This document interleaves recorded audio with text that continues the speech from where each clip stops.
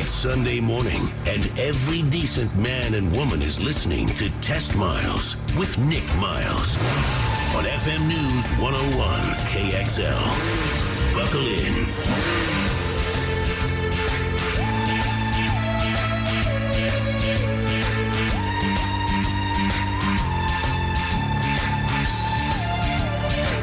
Welcome to Test Miles.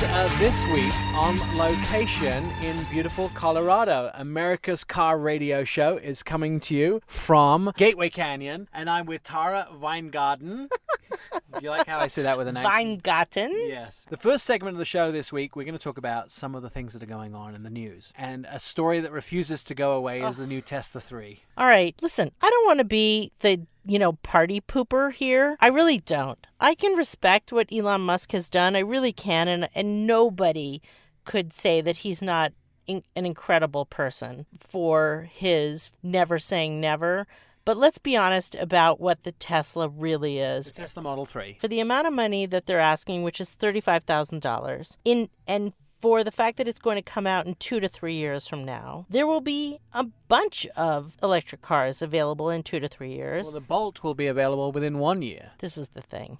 For the same amount of money, with the same range of 200 miles, it's great to get behind this whole program of electrifying cars. It's great to get on board with that, but to say that Tesla is doing something unique, it's just not true. All the car companies are doing it. Here's my take on it. So Tesla Model 3, we talked about over 325,000 people have put down $1,000. First of all, Yes. Elon Musk's bank account went up $325 million because everyone put $1,000 down each. So he went up $325 million. That's so much money. Right, that's just the deposit money. Yes. Let's think about some figures here. A credit card company takes 4% on a credit card transaction. That's $12 million just in bank charges alone. The economy just got a little blip of joy from that. So here's a few other things. You think about this very carefully. The government subsidies for those cars, $11.2 billion. That's how much the U.S. government's going to pay out. That's tax money. That's tax money. On top of that, Elon has not finished purchasing and moved into the new factory where he's going to build them. Right. As far as I know, they've not been crash tested. The battery plant is not ready in Nevada. Right. I want this to happen, but it seems like a Disney dream to me.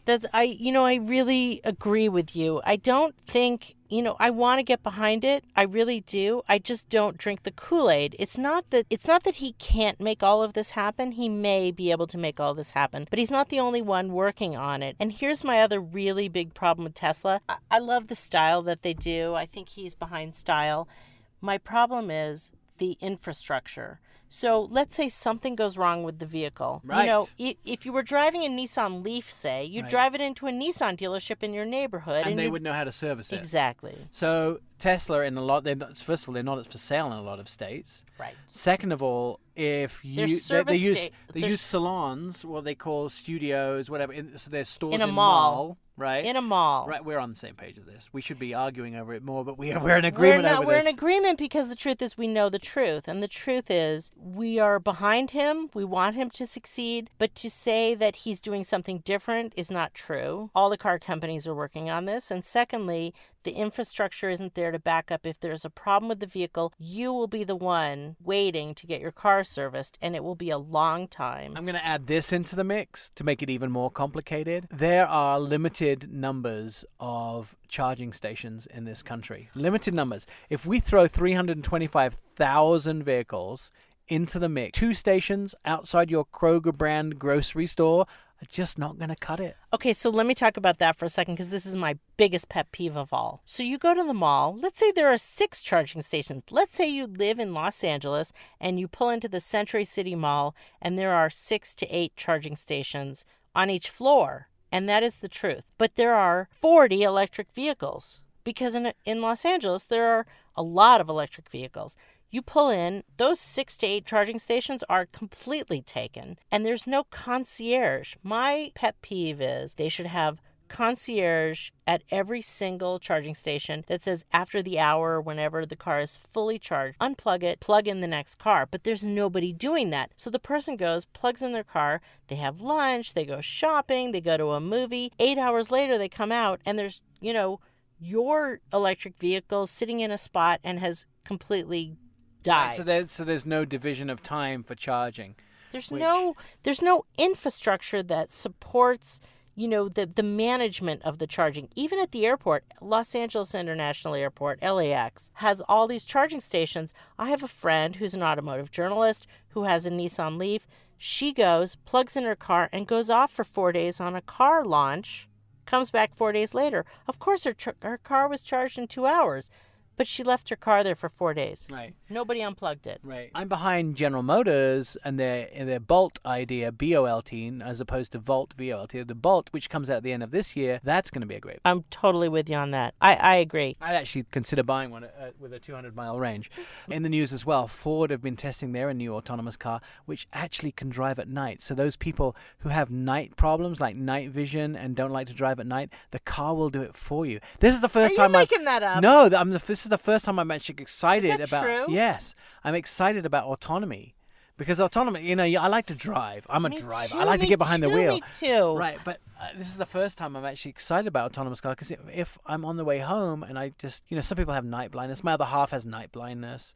Some people don't like to drive at night. Some people are challenged. So what technology are they using? Night vision, like military? No, but you don't need to have it because the cameras can see infrared already. So the cameras that we're using, the radar doesn't need light to work, to sense where the road is, where the lines are, where the other cars are. The cameras can use infrared. So really, doesn't it make so much sense that at nighttime, when a lot of the accidents happen and it's harder to see, now Ford is saying we're going to make these cars so that people can use just the autonomous feature at night. So you're saying that somebody who has let's say they have night blindness or they have difficulty seeing at night, they get in their car, they push a button. Right. Do they plug something into their? No, I mean you get in the car and you can plug it into the nav. Okay. And you say I'm going to this address. Yes, and the car will actually take you there. Is that true? Yes, this is what Ford are testing. Well, we know there's been autonomous cars. Like Nissan have had the autonomous car that can drive places for a long time. And in fact, next year they're supposed to come out with a version that's for sale. I've had moments where it didn't always work. Have you driven a fully autonomous car yet?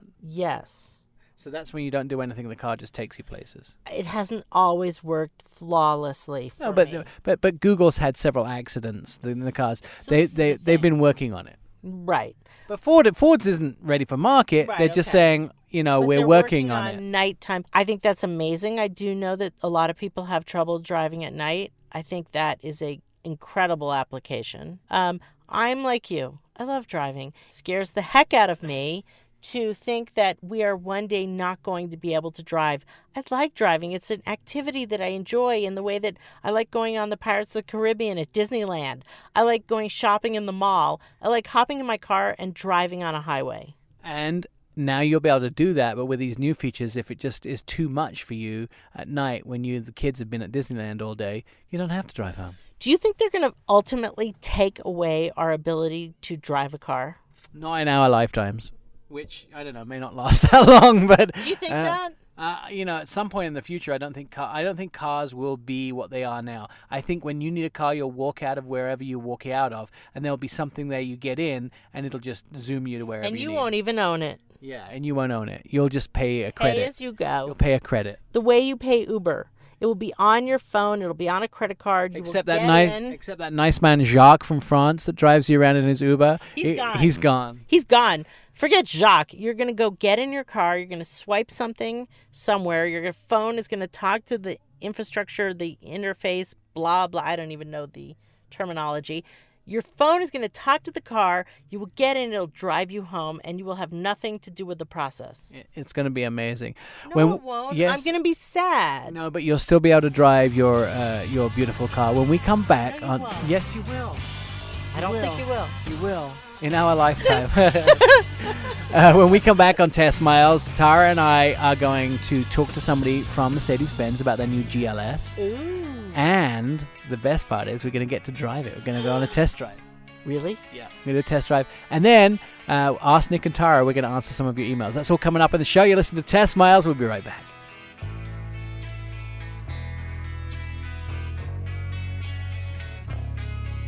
Favorite us, tweet us, friend us, love us, all at testmiles.com.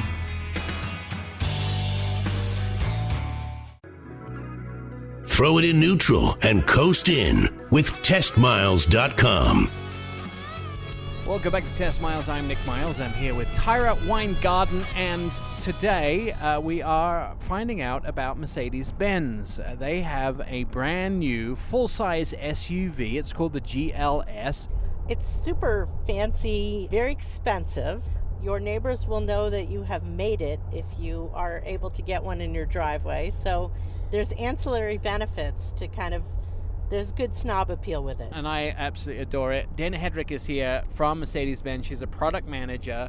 And before we test drive the car, although we're inside a somewhat version of it right now, before we test drive it, Tara and I test drive it, we thought we'd ask you lots of questions. So one of the things that's very interesting is Mercedes is kind of off the hook right now with their SUVs. They're doing really, really well.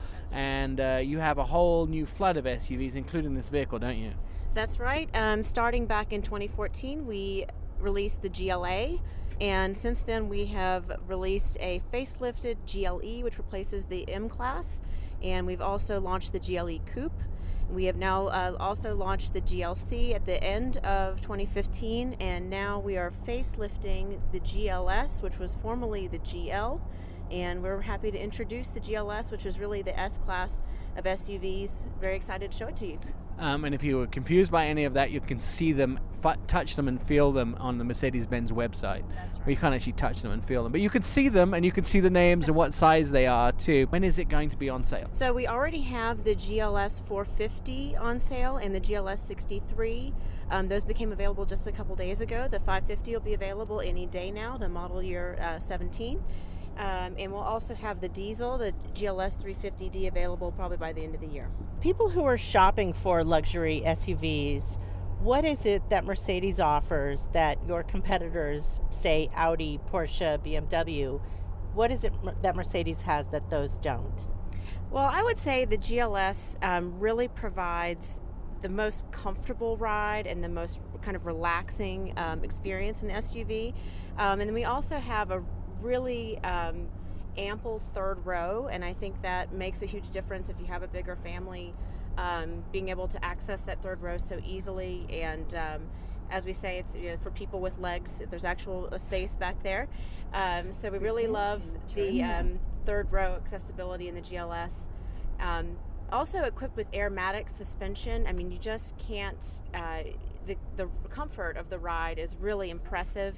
It's like driving a car, but you're actually driving this full-size SUV, and I think that's what people who drive the GLS really find remarkable about it. I have to excuse the navigation lady, but if we turn her off, you'll be sending out search parties to try and find us, because Tara and I are a little navigationally challenged somewhat. So what sort of person is going to be buying the GLS? You know, a lot of families are definitely interested in the GLS. You'll find professionals, anyone who has a need for their stuff and their people in their life, they're definitely looking for a GLS. So all you need is stuff and people, and you can have one. And Maybe some dogs, some camping gear. Oh, wait, I have 5 dogs, so I think I can. I think I fall into that category. Tara and I have talked about this before, but I think one of the things which is really horrible about life in general is that when you start out life, which is when you usually have kids, is you're young, you're just coming into the world as a parent, you're starting to earn money, it's highly expensive, it's difficult to get exactly what you want in life, and you struggle somewhat. That's when you need the GLS the most in life. And then when you become successful and rich and famous later on in life, as we all do, then at that point in your life you can actually afford to have this wonderful car. Is that unfair? We're the rock star life. She's going like, no, I'm not answering that. No, but it's the rock star. Right. It's the successful actor and superstar rock star who marries the 25-year-old who gets to buy one of these. Yeah, I like that idea. Why wasn't I married when I was 25 to a rock star? Mercedes-Benz known for their luxurious, their performance driving, the AMGs. Is there going to be an AMG version of the GLS? That's right. The GLS 63 is already available now as of a few days ago. Exciting performance in that one. You're talking about 577 horsepower. That's a beast to drive. It's great fun. I am absolutely in love with the idea of having a car like the AMG where somebody spent their working week building the engine by hand. So you have this program at AMG, which is part of Mercedes, called One Man, One Engine, right? And that man actually builds the engine for that car and then signs it at the end. And the best of the best, everything from the Mercedes-Benz F1 team actually gets into that car. So all of the latest technology that the Mercedes-Benz learned from racing, the brakes, all of those things. And look, I'm a guy. I love power. I love big engines. I love all the things that, the women of this world tell me I'm a horrible person for doing. I love big gas guzzling engines. But I also then, with the AMG version of the vehicle, I can get all the family room, and I can get rear entertainment systems and all those type of things, which, it's a family car. So it's not like I'm being selfish and buying a sports car. So you do have entertainment systems in the back. That's right, and you can also get lots of safety features available on the GLS 63, standard and available equipment. So, thinking about your family, not only are you going to have this amazing vehicle to drive, you have a lot of features that keep them comfortable and keep them safe on the road. Mercedes-Benz is known for their technology, and you have something that tells you when you are falling asleep, right, when you're driving. That's right. So the GLS is equipped with attention assist, and this is something that you'll see also on other Mercedes-Benz vehicles. But basically, it detects when you're starting to kind of not pay attention. It tests a number of parameters just to make sure that you're still focused on the road and you're paying attention. If it detects that you're not, then maybe you're getting sleepy. It will gently suggest that you pull over and take a break. It gives you a little coffee cup symbol in your instrument cluster and plays a tone so that gets your attention and suggests that you pull over and take a rest. First time I saw that, Tara, I thought it was telling me I was thirsty. I was thinking there should be something that comes out and whacks you on the head. Wake up, you're driving. So every GLS is a 4MATIC, and we don't offer even a two-wheel drive version of the GLS, so you always have 4MATIC, and all of them are equipped with Airmatic suspension, and that is what really gives it that ease, I think, to drive it. And when you're in the GLS, you feel as though you're driving a much smaller car, but you have all this room, 81 cubic feet, I think it was, of space in the rear, if you fold all the seats down, and you really can't believe that you're driving such a large vehicle so effortlessly. Parking it, especially if you have parking assistance, it really is a simple and easy drive. It's very relaxing to drive.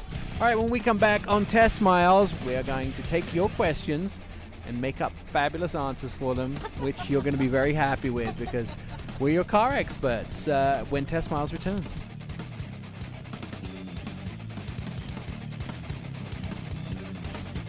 It's Test Miles on FM News 101.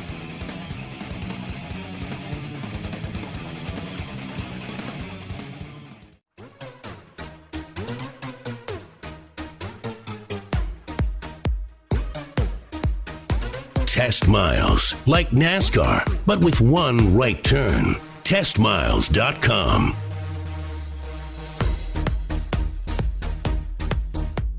Well, welcome back to Test Miles. I am Nick Miles, and today with Tyra Weingarten inside the Mercedes-Benz GLS in the middle of Colorado. And Tyra, you're driving. Am I going to be able to talk to you, or am I going to distract you from driving?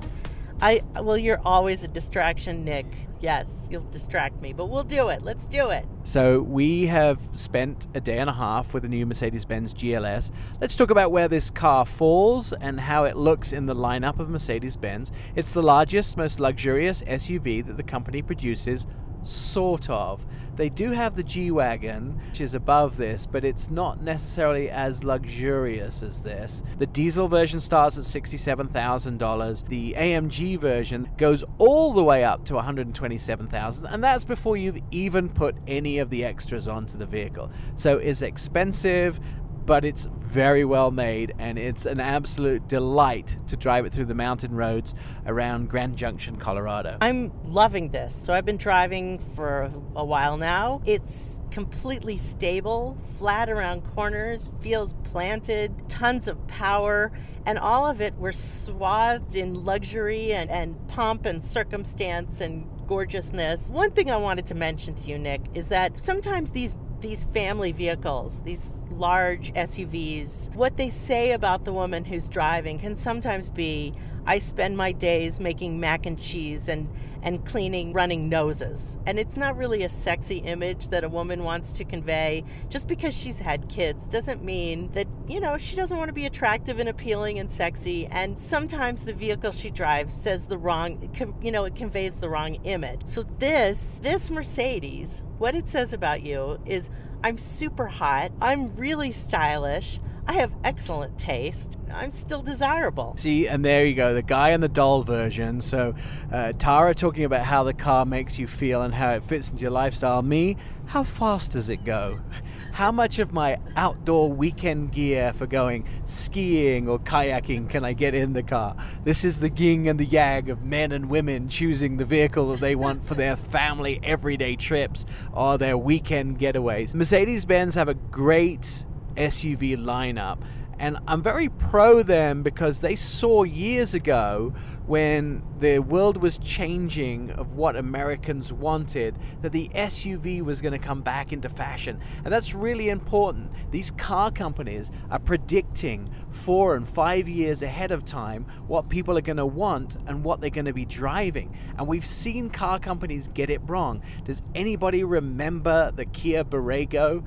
This is this full-size Ford Explorer vehicle that they came out with right before, it was around 2006, 2007, right before the giant crash and gas prices went through the roof. They couldn't have been more wrong in predicting what people would want to drive. However, Mercedes-Benz 4 years ago said, we think that Americans are going to be in love with the SUVs. They're going to overtake sedans. Luxury is going to be the small percentage of people who want luxury are going to be buying the cars that we make.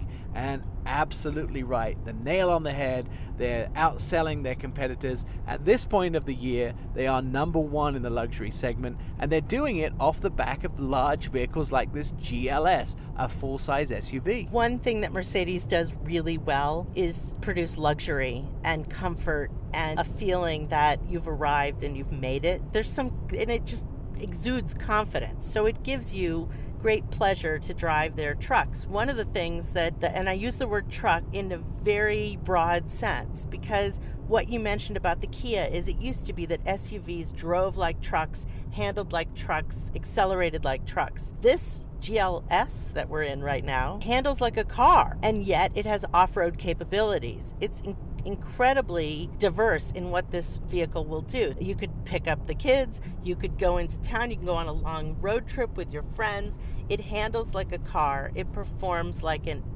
off-road vehicle. It's kind of amazing. I think what's happened is the SUV has morphed into what the sedan, the luxury sedan. Or the family, or the wagon, or the minivan. Yes, exactly. And Mercedes does it better than most others. It's really true. There are a few things we should talk about that we didn't like about the vehicle, because of course we're giving you a full rounded review. One of the two of the things is it's priced out of most people's price range. It starts at $67,000. That's for the diesel. I like the fact that diesel is the cheapest in the lineup. I'm very pro diesel. I know diesel has a lot of baggage with it, a lot of problems that people feel that diesel cars come with. They're noisy, they're loud. Mercedes-Benz don't have a lot of those problems.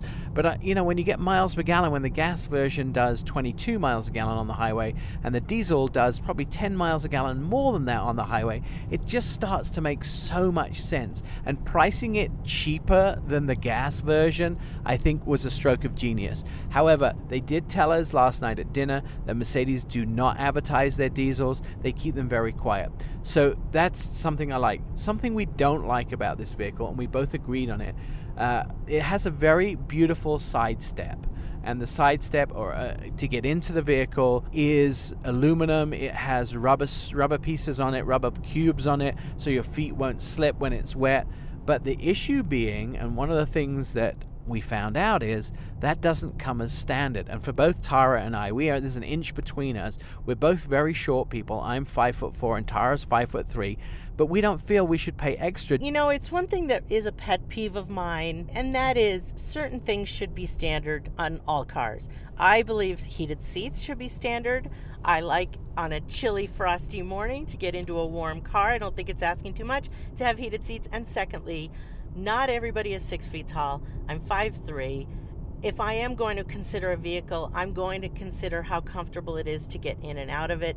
And if they are charging me extra for a step to get into the car, I kind of take umbrance, especially when the car starts, as you say, at $67,000, and that's before you put any options on it. So, you know what? Toss in the step. Let us get in. Let's be done with that. I love the fact that you threw the word umbrance into the conversation there too. Clearly way more intelligent than myself. Let's talk about the exterior changes. So they've updated the front and the rear. They've given it a new front fascia. It has new headlights. It has the biggest Mercedes-Benz star in the front. It's super blingy, and I'm sorry to use such an antiquated word, but there is no other word to describe it. It's a giant star the size of my face. The new headlights are nice. It does have something called hood bulges. Hood bulges. It had power bulges or something like that. Power bumps. They called them power bumps. We were laughing about that. I don't know what power bumps are, but I wanted to mention my favorite feature that Nick pointed out to me. I brought in a cup of coffee, and he pointed out this little button that's down on the center console where the cup holders are, and there's a heated and cooling plate.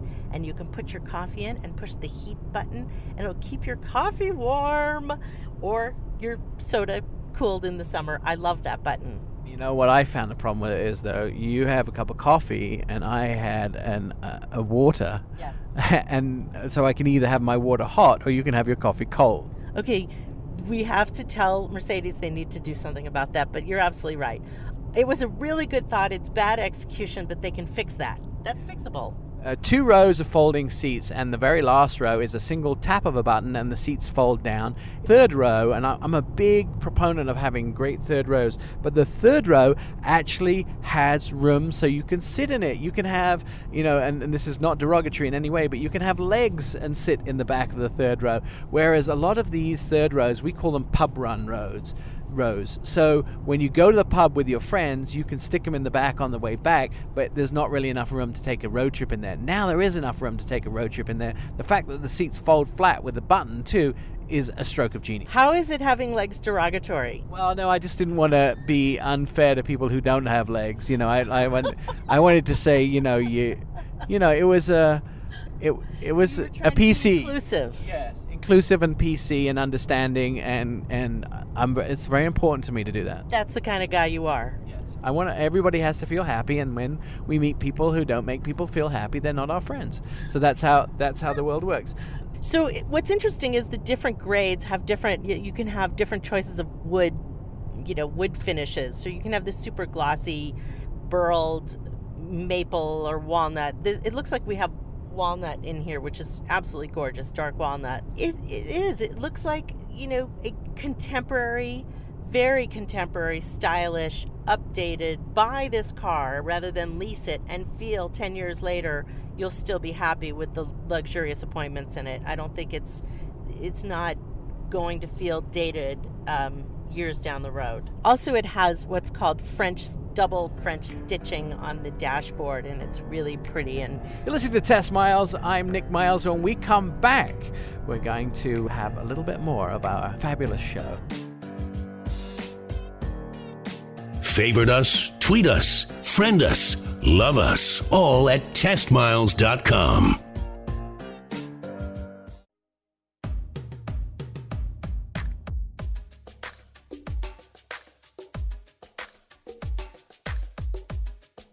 It's Test Miles on FM News 101. All right, back with the final segment of Test Miles. It's Nick and Tara, and we're going to take questions to Nick and Tara. Questions. People. Here we go. The first question. Please tell us your name and where you're from and what your question is. Hi, my name is David Mossman. I'm from Ontario, Canada. So my question is, my friend and fellow Mini driver, her name's Catherine, and she has a 2012 Mini Cooper. Catherine says the Mini causes her a lot of back pain. What cars or cutie SUVs do you think that she should look at? Right now she's getting treatment for her back, and she's definitely in the market for something else. She likes the Mini for its personality and lifestyle, so keep that in mind. And FYI, all the driving courses that I participate in, the ladies are always first. They're always the fastest. I love it. Have a great day. Thanks so much, guys. Oh my God, I love this man. I love. Thank you for calling in. Awesome. Thank you. You know, it's a really interesting thing. Not only have I had back pain, and I completely agree with Catherine, I've been car sick as a passenger. So when people are driving through canyons, I think it's a really good driver's car. I think if you're alone and driving through little slot canyons, you're having a really good time. But the truth is, if you want passengers in it, it may not be the best choice. So let's talk about what is a comfy car but still sporty. So I've had the opposite with Mini. I absolutely adore them. I love them very much, and I think that everyone should own one and have one in their garage because they're made in England. That's probably why. So let's talk about good replacements for the Mini. So something with flair. Yes. So it's not a sort of off-the-shelf toaster type brand. Flair. And then, so something small. I'm thinking that something similar to the Mini is the BMW X1, but much more modern. Love it. Full Love. luxury car and lots more space, Done. but comfortable. Yes. The Number one choice. Mercedes-Benz GLA, Yes. the same sort of size as the X1. Again, luxury car, full of accoutrements and everything you need, and never had back pain out of either of those. Done. Both of those choices, excellent. And I think the final choice would probably be the Audi Q3, which is the same the same size. We've really just picked on the German brands there, but at the same time, they're the brands with the strongest personalities. I cannot argue with a thing you have said. All right. Done. We're done. Good. Done. We've answered your email, Mr. Mossman. Hi, I'm Joanna, and I'm from Chicago. Listen, I'm planning to buy my own car soon, and I'm still undecided what to choose. So I want to go for a car that's kind of masculine. And I've always wanted a pickup since I was a kid, but my aunts are insisting that I should buy an SUV or a 4x4 instead because we live in Chicago, so we get a lot of snow. So any suggestions? All right, we got lots of suggestions. First of That's an all, interesting question. I would say- love that it's your aunt suggesting you get a 4x4. so what I would say is this. There's a lot of pickups that come in 4x4, so it's not a question of whether you want a 4x4 pickup. There are those out there. But something that is more like an SUV, I would maybe consider test driving the new Honda Ridgeline pickup Love. truck that comes this year, right? Yes. It's a great pickup truck. It Coming out looks this great. year. It's brand new, stylish. Stylish and very car-like as well. And it has those bed speakers. Did you see the Super Bowl ad with the sheep? I did. It was so much fun. And the truth of the matter is, it will drive like a car and handle like a truck. I mean, I don't mean that in a The bad other way way. around. Drive like a car, and then you can use it like a truck. That's it. That's what you meant. What you said. What I said. What's some other suggestions? If we were going the SUV route, I might look at getting yourself something that's very kind of guy. She How about sounds the like some of the rough and Tacoma? tough. The Tacoma's great. Again, another truck, Toyota Tacoma. I love it though. Brand new for this so year. So amazing. Brand new for this year, and really it goes up a mountain. It can handle Chicago winter like it's nothing. My favorite thing about that car is it comes with a GoPro clip mount on the inside, so you can have a GoPro that clips onto the windshield and film all of the snow in Chicago. But let's suggest something that's outside of the truck range and maybe look at something that's in the SUV range. Joanna wants something that is kind of very personality driven. An X3. She's an X. Is that too expensive? Well, she's not looking at pricey. luxury. She didn't tell us she's looking at luxury, Right. a BMW X3. But what I think is a great idea, so what's kind of rough, tough, and out there, and she want to Subaru? pick up a Subaru, or how about a Jeep? I love. You know what my really favorite Jeep is the Renegade. Okay, It's like $19,000. $19,000 for a true Jeep, really or she love could that. even step up to the Cherokee, I love the which Jeep. is the new modern design. It's useful, it's very capable, and easy to get around. It'll deal with that Chicago weather. But I'm thinking if you want to get through snow and ice, you got to buy something like a Jeep, which really has the off-road capability. And that new Cherokee, outstanding, especially the Trailhawk edition. How come I can never disagree with you? I completely agree. The Trailhawk is like kind of guy, tough, gruff. Yeah, but she wanted a pickup truck, remember? And now Yeah. she's going for an SUV. That might be overkill. No, I love. You Listen, can't overdo a Jeep. I love Jeep. I love the brand. I really do. It's a great idea. I think it combines style and capability and reliability. I really like the brand. I like the price. I'm with you on that. All right, so let's talk about that again. The Honda Ridgeline coming out this year, maybe the Toyota Tacoma. And if you want to go to the SUV route, you could try the An Jeep X3. Renegade, an X3 from BMW if you want luxury, Yeah. or you could even go for the Cherokee. I think the Cherokee is a great choice. These are nice choices. I like this. And Joanna's going to be very happy. She is. Hey, this is Bill from Stamford, Connecticut. I've got a question. My kids like coming along for drives. I'm a car guy. My wife, not so much into cars, but I want a fun car for the weekend that I can justify, that can transport 4 people safely and still have a bit of fun. That is a very good question. I love that question because you know what? It speaks to both of us. It speaks to The mother and the fun guy. Yeah, it does.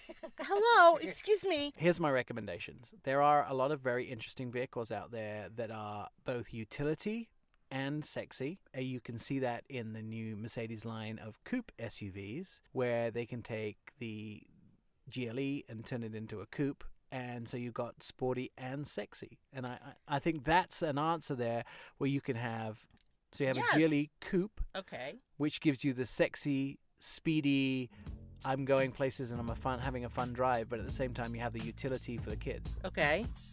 So here's the thing, though. So it has to be really fashionable. So I like the Mercedes. I really do. I like the wood options that they have. I like the stylishness, the really comfortable seats, the really comfortable drive. So if you pack your girlfriends in the car and you go out for lunch, you can have a nice day. You're stylish. You're very contemporary. You are a woman living today, even though you're a mom.